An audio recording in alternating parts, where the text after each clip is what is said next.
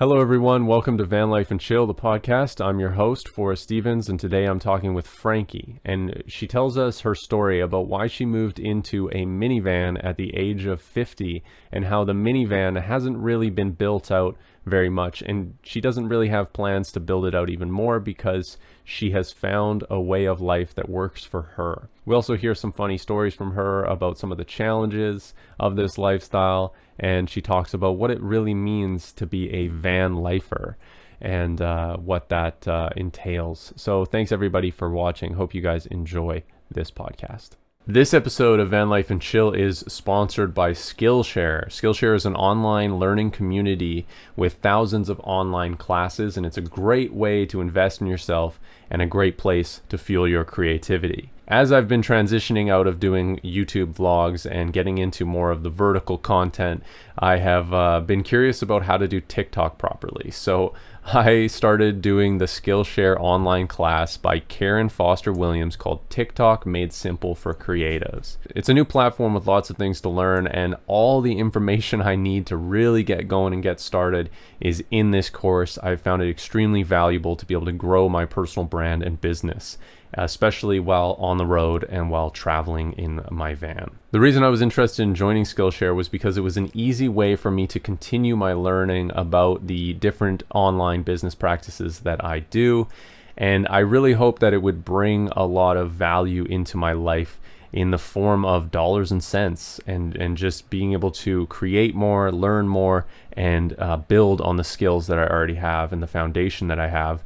And it has fully been able to do that, I would say. Skillshare is only $10 a month for unlimited classes. You can go and join and do as many classes as you want. And actually, the first 1,000 people to use the link in my description box or my code differentmedia will get a 1-month free trial of Skillshare. So go ahead and click that, join up. The first month is free. It's on me, and you won't be disappointed. There's so much you can learn, and it's all on Skillshare. There's new premium classes launched every single week on Skillshare, so there's always something new to discover. So you won't be disappointed. You got to click that link. You got to join up. Join Skillshare. Thanks everyone for watching. Now let's get into the podcast. My name is Frankie Kidd. I have been living full-time in my mini camper van for 3 years. I am a writer. I am a digital nomad. At 50 years old, I decided to move into a van. Imagine that. And I went for it. I had a 50th birthday party, and I haven't looked back.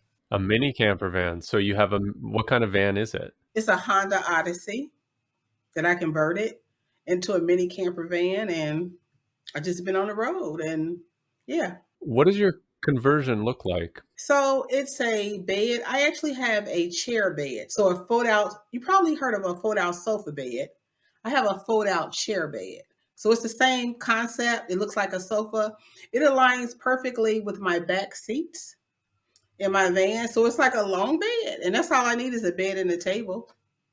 And I have my back, I have a big trunk. I have my front seat in there. So I just have this bed and like a table. That's it. So you must use the table for your kitchen setup, or sort of how do you? I use it for everything. I've determined that the table has maybe 11 uses, that I can use it 11 different ways. So to chill, to read, to work, to eat, it does it all. So it sounds very minimal for 3 years of living like this. It sounds like you've kept a very minimal kind of build out. Absolutely. One of the things I had to also think about is I am actually a digital nomad. And so I think when YouTube or people put you in a certain category, you become a van dweller. And that's fine because I am a van dweller. But like in the winter, I've never stayed in my van in a winter. Whether I'll get an Airbnb, whether I'll get a cheap motel. I've even done some family stuff. So my thing is, just because you are a van dweller does not mean you have to live in your van 24/7 through freezing cold, through hot heat. You reserve the right to do your van life. I don't think there is not a blueprint that fits all van dwellers. I am houseless and zip codeless by choice, but I also am a digital nomad and I earn. And so I reserve the right to get a hotel, get a motel, not be in my van if it's cold, if it's hot. And I think that's some of the things we get confused about. People think, oh, you're a van dweller, so you're not in your van, so you're not really That's not the case. So when you leave the van and stay in a motel or Airbnb or wherever, is it for how long usually? Is it just to kind of wait out a storm? It's a wait out a storm. It's just how I feel. Like right now, I've got something going on, this dry weather. I have some stuff going on with my skin. And so for me, it's just as long as I feel. I always keep a reserve savings because I'm over 50 and I don't know how I'm going to feel. I don't know what my mental state of mind. I just don't know. And so for me, I reserve the right to just go as I do what I feel. I was not going I was going to the RTR, right? The RTR, and I decided to not go the route that I was going. I decided to take Route 66. It never occurred to me that people don't take Route 66 in the winter, right? It's a reason why they say go through April and July. It never occurred to me that I have to go through mountainous, like cold. It never did because I don't plan. I just go, I do what I want. And that's the reason why I decided to become a van dweller because I wanted the freedom to do what I want. But I made a big mistake trying to take Route 66 and thinking I was going to explore. It is a disaster. It has been it's been a disaster. I'll just be honest. It's been a cold disaster. So you've hit some real cold. I saw in your latest video there was ice, I think, on the inside of your van. It was ice on the outside. I don't do window coverings. And I don't know what I was thinking. I seriously don't know why I decided to go. I wanted to do Route 66. My home base is Ohio. It's 3,000 miles away from California. So I decided I've driven it the route that we usually go, but I had never done Route 66 and I wanted to explore, but it didn't occur to me there's a reason you don't do Route 66 in the winter. My skin is having this like I don't know what's going on with my skin. I'm having all kinds of problems. So I'm sorry to hear that. thank you. It's my, you go with the flow. There's no blueprint. And I have friends that are waiting on me. They're like, "Where are you at? It takes 3 days." I'm like, "It doesn't take me 3 days. I'm taking the joy route." So it's been a disaster on my own terms. I tend to make commitments. I meet people. You're a filmmaker. You're a YouTuber. You meet a lot of people. You hear from a lot of people, and you want to meet them, and you want to just hook up. And they say the best made plans, or how's it go, or paved in hell or something. I don't know, but just didn't happen. It's not happening. And I have people who get frustrated. And that's one of the reasons why I wanted to live in a van and take the joy route, because I wanted to live life on my own terms.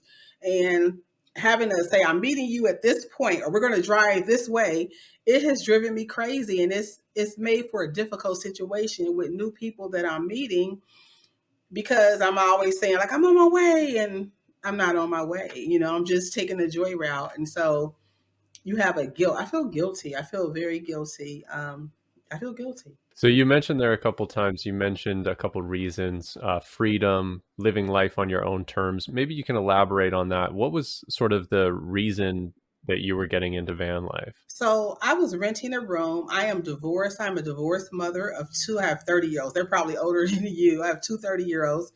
And I was living in a roommate situation and the lease was up. And after the lease, I decided, you know what, I'm going to move into my van. I wasn't forced into my van. I just thought I can give it a try. And if I don't like it, I can get something else. I can get another roommate or I can whatever. And I like it. I like van life. I like the freedom. So I wasn't forced into it. Van life is my choice. It's my choice. I chose it. And the reason why I decided to go with the minivan, I thought, first of all, I own my minivan and it was important to me. I know I have friends that have larger like RV vans and they have a 20-year mortgage. I mean, it's literally like they don't own those things, right? And that's okay because that's okay. They don't own it. And so for me, that's just like rent. If I wanted to go into another situation, why not rent it? Why not get a condo? Why not get an apartment or get a house? I didn't want to do that.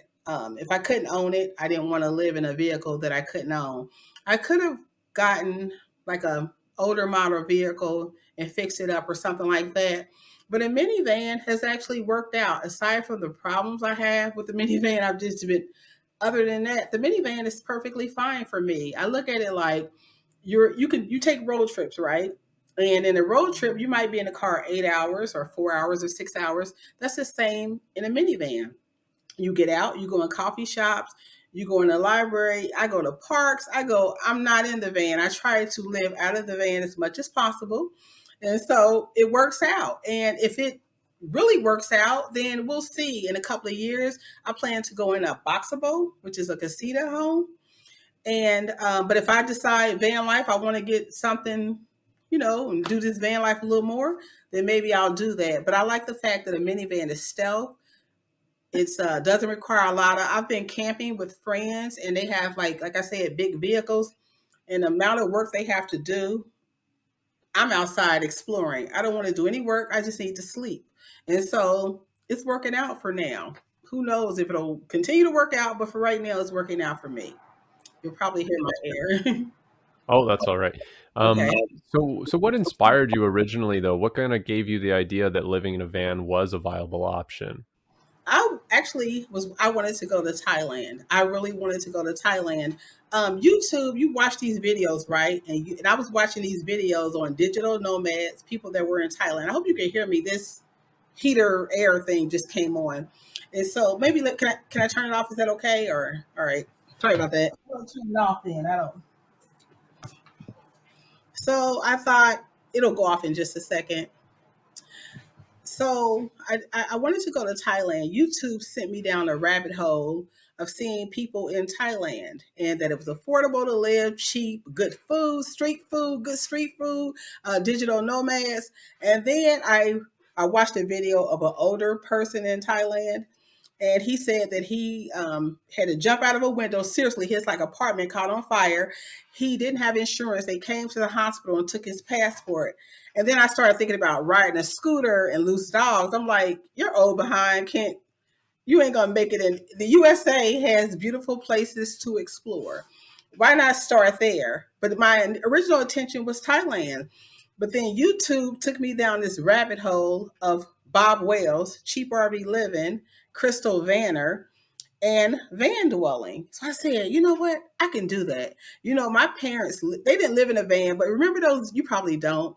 There was the vans that had the bar and all of that kind of stuff in it. And so they used to camp and travel to different states in this van. So I was like, I can live in a van. I know I can. I know me. So I knew I could live in a van. So I went the route of van life, right? And I was traveling. I had went to New York, and I was in LaGuardia Airport, and I was like, it's a nightmare traveling, going through airports. It's like a mile. I always miss my plane. I was like, I can't do airports. They're little cities. I was like, I prefer doing road trips because airports are cities. Like it takes a lot to get through an airport. So I was like, I can road trip. I'll road trip around. And so it's fun. I grew up camping, and I knew it was for me. I knew the lifestyle was for me. I knew it would be. It's a great way to travel, that's for sure. Quick little interruption from today's podcast. I just wanted to say that I am doing a cross-country tour in our camper van this year, and I'm wanting to meet up with as many van dwellers as possible to film van tours for different media. So if you're interested in getting your van featured on different media, it's a great way to spread your social media, your businesses, and get yourself out there. And I would love to hear from you. There's some contact information in the description, and let's link up and make that happen. So I'm curious though, it's been 3 years in the minivan. Why have you decided not to build it out more than it is? People ask me that, but it's a bed. I think in a minivan, I think with a van life, unless you plan on cooking and all you need is a bed. My goal, true intention is to live out of a van. And with that in mind, I get Airbnbs, I do casinos, I do all kinds of stuff. So even though I'm in that box of van life, I'm more of a nomad. I consider myself more of a nomad or a slow mad than a van lifer. I really do. And I understand that with YouTube, you kind of go down this pigeonhole, and then people, they ask you questions and you are a van lifer. But if I stop and pull away all the layers, at the heart of everything, I am a nomad. I like to travel around. I like to travel at my own pace. I like to get motels, Airbnb, and I am a nomad. So the reason why I have not built it out is because at the heart of it all, I am a nomad. I am a slow mad. I like to travel on my own terms. And so a van works great when it works. And when it doesn't, I camp at campgrounds. I do all kinds of stuff. So I don't know. I'm not, I'm committed to this lifestyle, but I am a nomad. The first, if you would ask me what I am a nomad.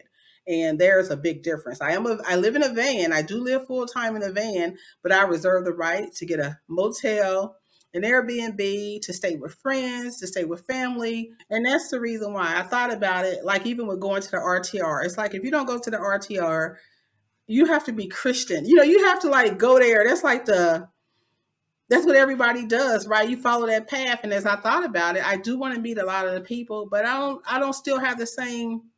I still want to meet Bob Wells, absolutely. But I just don't have that same when I started this lifestyle 3 years ago, I don't have the I don't know. The RTR isn't as appealing to me as it was when I originally wanted to go. I still have a great deal of admiration and respect for Bob Wells. I would love to meet him. I would love to meet some of the other people that I've gotten to know over YouTube. But being in the RTR, I don't know if that's really for me. With what's going on, everything, and I'm an older, I want to wear a mask and I want to be safe. And I know that when I went to school at UP, because I was at school at UP in July and August, and we go in each other's. I was in people's schoolie. They were in my van, and we do a lot of close communication. So it's important for me to be safe. And like I said, I have some type of skin thing going on. I just have some different issues that it's important for me to be safe. Not saying I wouldn't be safe there because I trust Bob Wells, but I thought about it and I was saying, is it something that's right now? Is it something that I need to do right now with everything going on and how close the van community is? I'm always eating somebody's food. I'm giving people food. It's just like it's too much, connection going on. So I don't know if that was the right. I don't know if that was the right. I don't know if it's the right time. So I just decided to do Route 66. So Fair enough. Fair enough. So I'm always curious about the types of people that end up living in a van. I would love to know a little bit about what it was like for you growing up and a little bit about your kind of backstory a little bit. So ironically, I went to UCLA. I went there for writing, film, and TV. So not the camera part of it, just the extension. I am a college graduate. I am a mother, divorced with two grown kids. I grew up. I was in a very religious family, and we grew up at Seventh-day Adventist. And one of the trips we took, the only trip we took, because I was raised by my grandparents, was to a camp meeting. It was called Camp Meeting, and we would go there for like 2 weeks. And we camped in tents that had floors, and we also had a dormitory. It was like a Christian college campus, and so we camped. So I grew up camping as a little kid. I've always liked camping. I lived in California for 10 years when I was married with my kids, and I camped. And I've always been an outdoor minimalist. This is what you get. I've never been that kind of. I've always just had a very basic and limit. I don't need a lot to have a great time. And so grew up, was raised by my grandparents, went to school. I graduated from a college in Ohio. My undergraduate degree is in English literature. I went out, I was in a program, ironically, Bill Cosby program. It was a writing program before all the stuff with Bill Cosby happened. And so I have a creative background. I'm an educated, all that kind of stuff. But I never could color in the lines. I was never a kind of person that if it was something normal, it didn't appeal to me. I don't know. I kind of always wanted to dance to the beat of my own drum and kind of just be creative. And I loved outdoors, and that's just how I am. So I hope that gives you a little about me. Anything else? I've worked. I've had traditional jobs. I was very miserable. I worked in corporate America, just very miserable. I never wanted to I didn't believe you had to comb your hair. I just didn't believe in all the stuff that you had to do. I just wanted to be me. Just wanted to be me. And I found the best way to be me is to not when my kids were growing up, I felt like I needed more. But as a 50-year-old, for so many years, even when I was in the roommate situation, I don't need a lot. And I've never wanted a lot of things. I like things, but I never needed a lot of things. I feel like it's unnecessary. I'm very humble. I'm a minimalist. Well, I'm not, let me just not tell that lie. I strive to be a minimalist to declutter, but I have never needed a lot of things, and I've never had a desire for things. A lot of my friends are what I call very fancy, and I've never been a fancy girly girl. I'm just plain, and I'm okay with that. So I'd love to go back to the moment where you were first moving into your van and get into the mind of how you were feeling and what you were thinking about. Like what was that experience like for you finally and actually moving into your van for the first time? I had been watching Bob Wells and Crystal Vanner. And so Bob Wells said to practice. He said to, I bought a van. It's funny because I was taking my car at the time, I had a truck, and I was taking it to a repair shop. And right across the street from the repair shop was a new car dealership, but they had like the old vans. You know how they have the old vans on the, and I saw this van and it didn't have seats in it. And I was like, I can live in that. And I literally I bought it. Like I bought it. It was like $1,700. Not the van I have now. I bought it. And I got my ex-husband. I was like, "Can you build me a bed?" And I was living in that van. That's the first van I had. I still had my truck, and I still had the roommate situation. So I started practicing. Bob Will said practice. So I started going to like stores and seeing if I could actually sleep overnight in a van. I was like, "Can I really sleep?" Okay, and I just like I can't use the bathroom. I'm not going to be able to use the bathroom in the van. And then I was like, oh, I can use the bathroom in the van. Number one, do number pee. I was like, I can use the bathroom. And I just started practicing. And then I was on YouTube. So I started meeting other people and I started camping with people. And it was on from that point. It was just like, I can do this. I actually enjoy this lifestyle. I actually enjoy it. I do. I actually enjoy this lifestyle. I don't enjoy cold weather or when I'm not feeling well, none of that kind of stuff. But again, there is no one van blueprint that fits all. And so I think that at least I still get that in my mind. Like, well, you haven't been to the RTR and you don't live all the way full time in your van. So it feels like you're not really a van dweller, but I am a van dweller. I do live in my van. So And I'd love to hear, I mean, you've mentioned it a few times, sort of the community, and it sounds like you were sort of introduced to the community pretty early on by meeting up with other van dwellers. How important is that sort of community, and tell me a little bit about that van life community a little bit. but I think being on YouTube, people start to, even if you have a small channel, people, excuse me, they reach out to you. You find that people, for whatever reason, they connect with you. And I'm honored. I'm sincerely honored. And so you start to meet people, and for some reason, some people are drawn to or interested in this lifestyle because they don't have a choice and they see me living humbly. And so they think if she can do this at her age and I have to do this, then I'm just drawn to them. I am a humble, very humble person. And so you just start to meet people, and they ask you if you want to go camping, or they say they're going to be in your town. Would you like to meet them? And I just say yes to pretty much everybody. And I meet them, I'll camp with them, or if they're coming through my town. And I've traveled with people to Schooley, UP. I went to people Schooley, UP. I went to Stone Mountain, Georgia. When people say, "Hey, I'm planning this trip. Would you like to come?" And I just get in on the trip, and yeah, so it's really cool. I think you need that support because your family members and the friend people you went to college with, people you worked in corporate America with, they think you're crazy, and that's okay. I think they're crazy, but because they're in a rat race, but and so you need that kind of you need people who get you right. You need people who they know you're not crazy. They understand your heart and where you're coming from, and so meeting people who either have to be in this lifestyle or they're choosing like some type of adventure.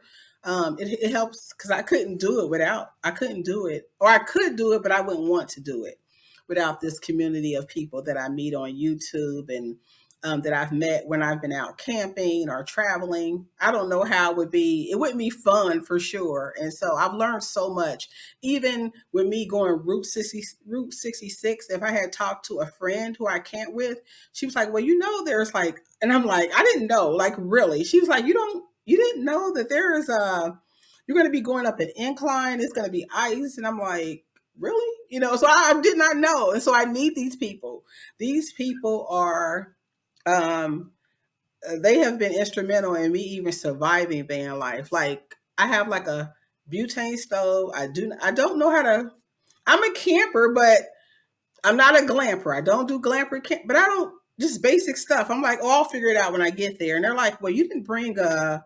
I'm like, what? I needed that. I'm like, it's kind of crazy, but my friends, they have really saved me, or the people that I've met on YouTube, or just I would be in trouble without these people. So yeah, definitely would be in trouble. Yeah, it's a very supportive and informative type of community for sure. Like you're able to get the information you need just for the survival as well. It's definitely survival and safety, right? Just yeah, definitely. You have that community, but I'm curious, do you ever find that you get lonely living in a van? I don't.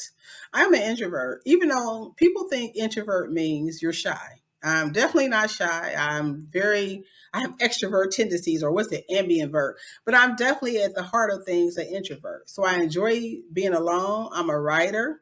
I'm an independent author. And so creating my products, working on my cozy mysteries and my books, I love it. And so, no, I do not. I get, no matter, people, you get emails from people, guys, you get emails, I can imagine if I was like Janelle Iliana or somebody, but you get all these emails from people who think you're lonely. They kind of, but no, I'm not at all, not lonely at all. I go to campgrounds. I've camped in Minnesota, Wisconsin by myself.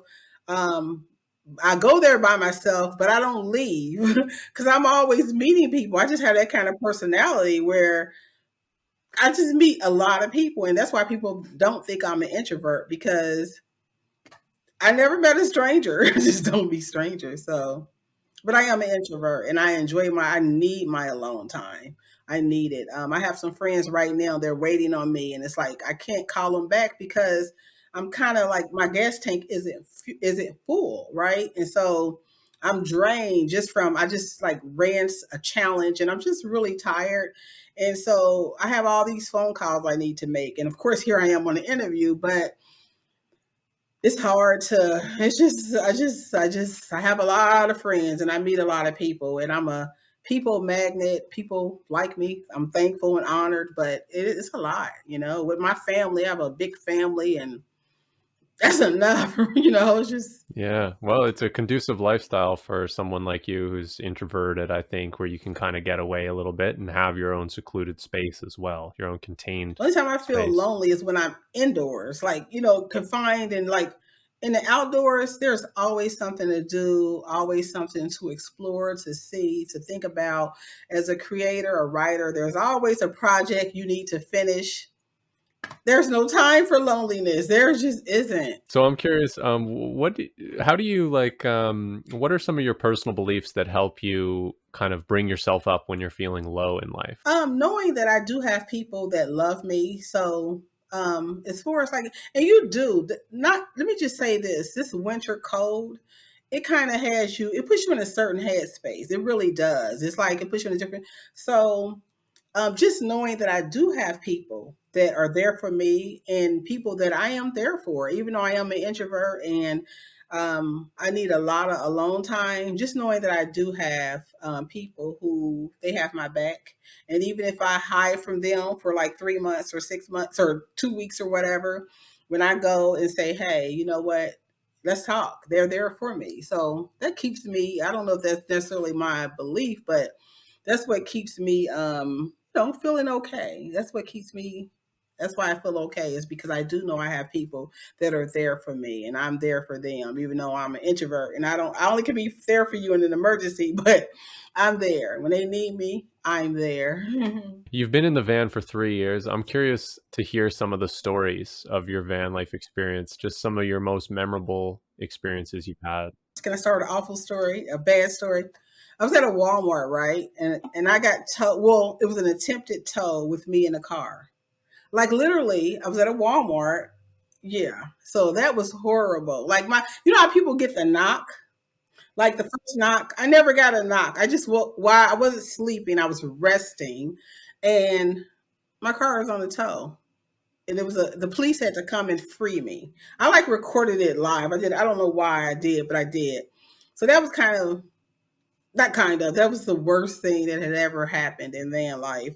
But more memorable experiences is just going to different campgrounds, being nervous. Like I was camping in Minnesota and Wisconsin during some very troubling times, and just in America, whatever. And I didn't know how it would be received being at a campground and just being.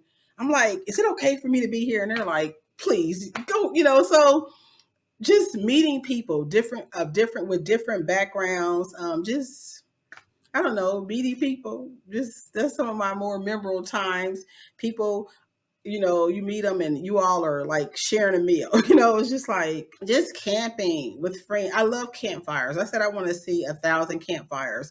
Like just camping, like just loving the outdoors, just exploring places that I would have never been. Some of the people from my YouTube channel have reached out and told me about places I'd never even heard of. I would have never thought to go. And because they said, you want to do this? And I'm like, sure. And so that has been some of the most memorable times. Is just going places I've never heard of and never would have probably went. But these people got enough of me to invite me. Memorable people saying, hey, I've been inspired. And I'm like, inspired by me? Really? I don't do anything. And you just feel honored. So just meeting people and meeting people. Some of the most memorable times. And it sounds like nature is also a kind of an important thing for you as well. Nature saves me. It really does. I don't know if it's true about all van dwellers, but I know for me, like I have anxiety. Anxiety just is one of those things. But when I'm out in nature and just by water, I just feel I'm not as when I'm indoors, I am sometimes filled with anxiety. But when I'm outdoors, it's not the same. I just feel a sense of calmness, a sense of peace, and it's just a relaxation. I don't know. Just outdoors helps me feel. It takes away some of my anxiety, some of the anxious feelings that I have, and so it's an experience, a free experience that people underestimate. They think, oh, I want to be indoors. I want to be indoors with TVs and electronic devices. And I'm like, please, for the love of pancakes, banana stuffed pancakes, I don't want a TV. I don't want all this stuff. I just want to be outdoors. And I don't know, it just has healing. I'm healing when I'm outdoors. I'm feeling relaxed. I'm not as anxious or worried. I don't even have a care in the world, honestly. When I'm like on the road, I'm like, oh, did that happen? Oh, okay. So it's I am less filled with anxiety being outdoors. It's well put. Nature is very healing, that's for sure. It's very healing. Yes, definitely. You mentioned it a little bit, but I'm curious what you do for, bathroom facilities, for showers and toilets. So Planet Fitness, I have a Planet Fitness membership. I do pee in my van. I know that sounds very direct. I try to never do two in my van. I'm pretty regular, so I go into like I'll go into a Home Depot that's early in the morning because I'm pretty regular. If it was an emergency, I do have a foldable, collapsible toilet for an emergency. I have no problem peeing in my van. My van is cleaner than a lot of facilities that I go to, but I do not like doing the other thing in my van. I will if there's an emergency. I do have a folding, and I went through all kinds of different toilet systems. I had the bucket, right? My cousin bought me a camping toilet. The actually flushes, and I've never used it. But right now, I've settled on a collapsible or foldable, the toilet that folds, and that's my go-to. But I don't use that I don't use that to pee. I know that sounds like, but no, I don't. I just I just pee in my van using a little cup, and you know, it's pretty bizarre. But as far as showering, I go to Planet Fitness when I'm camping. I camp a lot. That's another thing that makes my van life different than some other people's van life. I don't know what reason they're in van life, but because I do earn money. I do earn money as a digital nomad. I can pay for a campground, and because I am camping with people, we sometimes split the cost. But I take showers at campgrounds. I could do I've done a truck stop once. I don't want to use truck stops, but that's how I campgrounds, Planet Fitness, and depending like in the winter, I don't need to even go into Planet Fitness every day because it's freezing. But I do have the collapsible bucket if I want the hot water system to just face, the important parts. But yeah, I go to gym, campgrounds, hotels. So, being a digital nomad, electricity's got to be a little bit important, and Wi-Fi capability. So what do you do for electrical and for internet? So I have a Jackery for my laptop. I have a internet like WeBoost or some kind of boost. But what I do honestly is that I have a subscription service to a coffee house. I don't want to give them like promotion, but there is a coffee, and I guess I can say it. I don't. I gave them some Panera Bread. I don't know if you Panera Bread has an unlimited coffee subscription. So you pay like $8.99 a month and you get unlimited coffee or tea. It has to be hot coffee or tea, and you can get it every 2 hours. But so say you go in, like I go in Panera Bread, right? And I get a cup of coffee, and you're in there, you're sitting there. Sometimes I order because I know they don't just want you to, but as long as you have this, it comes out of your checking account, and that's where I do. I go in coffee shops, I go in libraries, whatever. But I just prefer working in my van, and I do have internet. I have the Jackery, so I'm able to work in my van. My van is comfortable. Like I have my back seats up. Even though I use a smaller desk, I also have a folding desk, like this black fold out desk, and it's exactly like as I'm sitting here talking to you. You're on my refrigerator in a hotel, but my desk is just like this, like how I'm sitting. I am able to my head doesn't touch my ceiling, and I have perfect capabilities to work, and that's how I work. I create my digital products right from my van. Like now, I'm in a hotel. I work just wherever, but it's so easy to work from your van. I mean, because I'm not working for a company where you're on their schedule. Like if you're working, I don't know, what do people work 9 to 5? I'm not working. I'm working for myself. I have a freelance background, freelance writing background. And so I do the kind of work I want to do. And because I'm a humble person, my life is as glamorous or not glamorous as I want it to be. I choose freedom over a lot of fancy things. I've done a lot. I've traveled. Jamaica. I've been a lot of different places. I've been out of the country. I've gotten grants. That's how I was in New York. But I want to live on my own terms, and I don't need a lot to live on my own terms. So I don't want to like kill myself or break. I work according to what I need, and I'm okay with that. So You've mentioned a few different places, but what kind of areas do you find to park? So basically, you know what I feel most safe doing, even though I had that horrible experience at Walmart, I feel safe when I'm on the road. I prefer rest stops and truck stops. Noise doesn't bother me. Like I feel safe at rest stops and truck stops.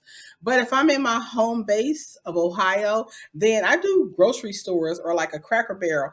I prefer, I don't like streets or, I don't like being on, I know it's stealth camping, but I don't know why. I feel safe only in store parking lots. That's where I feel safe when I'm in my home base. But when I'm traveling, I feel perfectly safe at rest areas and especially truck stops. I don't mind noise. Noise doesn't bother me at all. And that's where I feel safe. I feel safe at truck stops and rest stops. If it is a rest stop where it looks kind of, you're thinking like, oh, not a lot of people here, one guy in the car, then I'll just trust my gut and move. But other than that, I love rest stops. I love rest stops and truck stops. Doesn't bother me at all. I'm rest stops, but if I'm in my home base, then I feel better at grocery stores. Yeah, I feel better at not even grocery stores, just like a store because I have a minivan. I think that's one of not think I know that's one of the advantages is that it looks like a mom soccer van or basketball. You know what I mean? It doesn't even look like people don't even know I'm in there. I don't think maybe they do, but and so you just hide out and I fit right in. During what was going on, it was more difficult because stores weren't staying open 24 hours. But now workers, they work, the night shift, they have to stock. I park like I'm one of the employees and I go to sleep. And you know what? I don't even really go to sleep. Like I'm not even really stealth. I am working. I'm not even really stealth in the parking lot. I'm not. I can't sleep. And so Besides the one time when I was bothered at the Walmart, I don't get bothered. I'm very low key. I go into business. I purchase whatever I want, gum, whatever I want. I'll go in there. I'll buy something, but I don't. You can't hear me in the van. I'm not stirring around, and I don't get bothered. I don't get bothered. I don't. Besides that one time, but I just fit in. I go in there, purchase something, and I don't turn off my laptop. I'm like working, or I have my phone, or I'm writing in my journal, so I'm not bothered. Nobody bothers me though. They think maybe I'm on a break or something from working my shift. I don't know. So where do you think you would be in your life if you hadn't moved into the van? Somewhere absolutely miserable. I don't know. I probably would have gotten like an efficiency where my home base is in Ohio. I know a lot of places rents aren't affordable, but in Ohio, I don't think that. Some people say rents are not affordable in Ohio. I personally don't think that. With me even doing what I do, I think that rents in the part of Ohio that I live in, rents are still affordable. Now, I know that's not the case with everybody. Everybody doesn't feel that way, but it's not like New York or California where I've lived, where you can't afford anything. But here, I think, and I'm probably going to get a lot of flack for saying that, but rent is still affordable. Also, like before I had a roommate situation, right? It was a great roommate situation because my roommate worked for an airline, was a professional, was very neat. I couldn't live with somebody I could not just rent a room from a person that was just a regular person. I have to have a professional. So I think I would probably be in the studio. I think I would probably be in the studio. Yeah, studio. I have relatives and friends that have rooms, but that didn't work out. I don't really, I would be in the studio apartment. I would be in the studio. Yeah. So I plan to in a couple of years get a boxable.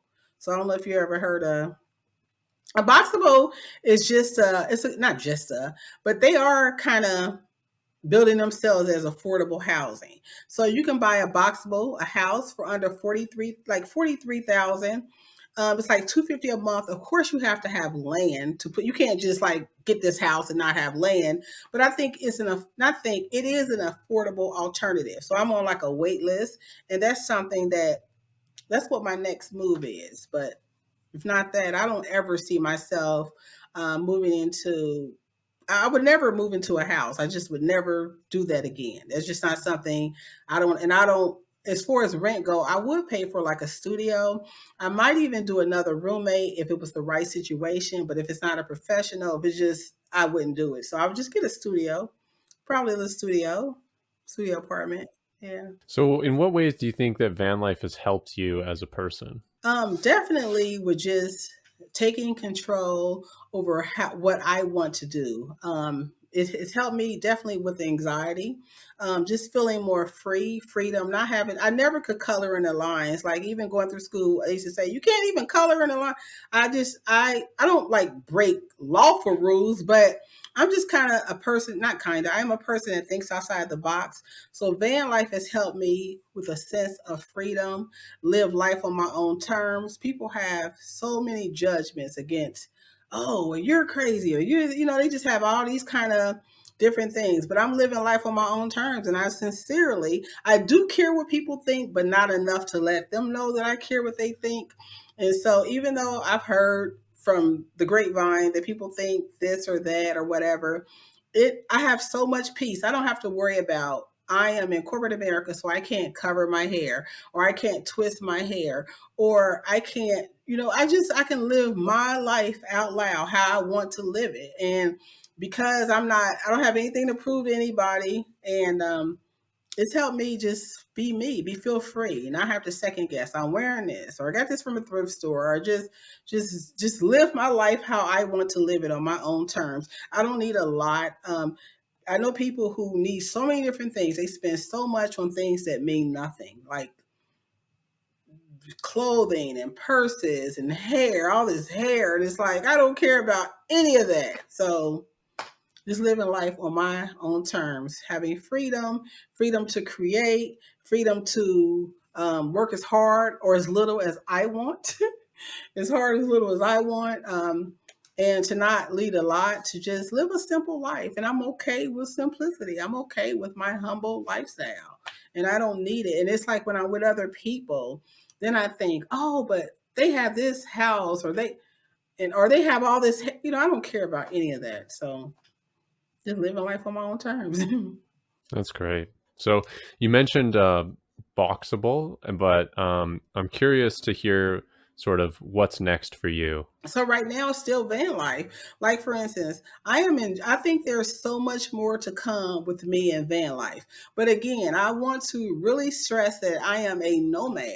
So being a nomad, that may mean that the next 3 months I am living on with some or renting some a space on some land planted in a place. I know some van dwellers who don't travel; they rent parts of a place with their van. So for me, living as a nomad, I do live in a van, so right, it's van life, but just taking it one day at a time, a slow mad, finding somewhere. If I find somewhere on this route that I'm enjoying, who am I in a rush for? Like, I don't have a calendar or an alarm clock. I know I have these people waiting, and that does bring me, I feel guilty, but I didn't get into this lifestyle. I didn't name my channel Joy Route to be on a time on somebody else's schedule. And I keep saying, people say, when are you getting here? Well, you just give me a timeline. And I'm like, there is no timeline, but I don't want to hurt anybody's feelings. But yeah, I just go with the flow, and I just don't want to feel like I have to be here or RTR. If you don't go to the RTR, then you aren't official, So yeah, I don't know. Which you asked me what's next for me, so I don't know. I lost track of the question. Oh, that's all right. I think you answered it well. Where can people follow your adventures? I am enjoying it. At 50 years old, I wanted to live in a van and get a YouTube channel, and I've done both. And I'm not even though I went to film school for writing, so not actually for camera. I'm on Joy Route. Frankie, my name is Frankie, no E, Joy Route on YouTube. And I bring my authenticity. People seem to like me. I don't know. But yeah, they can follow me on Joy Route on YouTube. Thanks so much for talking to me today. I really appreciate you being on the podcast. Thanks so much for having me, and best wishes to you. I believe her name is Emily. And to your homestead and all the stuff you've got going on. Thanks, Frankie. Thank you. Take care. All right. Thanks, everybody, for watching. Hope you enjoyed this episode. If you listen to podcasts, this is available on all podcast platforms.